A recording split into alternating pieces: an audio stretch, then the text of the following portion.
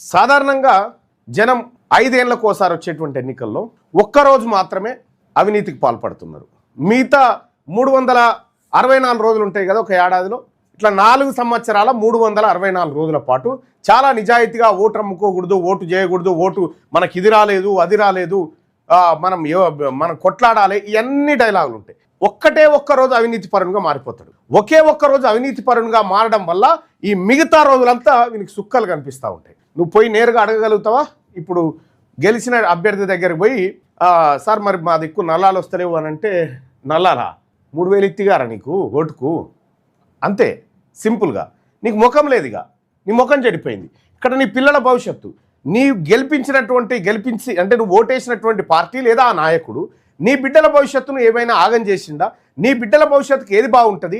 ఎవరైతే నీ పిల్లల భవిష్యత్తు కోసం బంగారు బాట వేసే ప్రభుత్వాన్ని నడిపిస్తారు అనేటువంటి ఆలోచన. రెండోది నీ ఆత్మగౌరవం. ఎవరు కూడా 3000 రూపాయలకు అమ్ముకుంది ఓటు కాదు, శరీరాన్ని అమ్మేసినాం.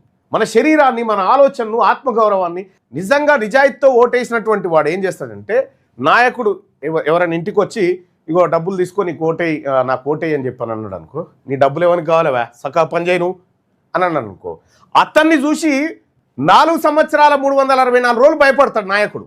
ఎవరు నిజాయితీగా ఉన్నోని చూసి 4 సంవత్సరాల 364 రోజులు భయపడుతూనే ఉంటాడు. 5 సంవత్సరాల పాటు భయపడుతూనే ఉంటాడు అతనికి.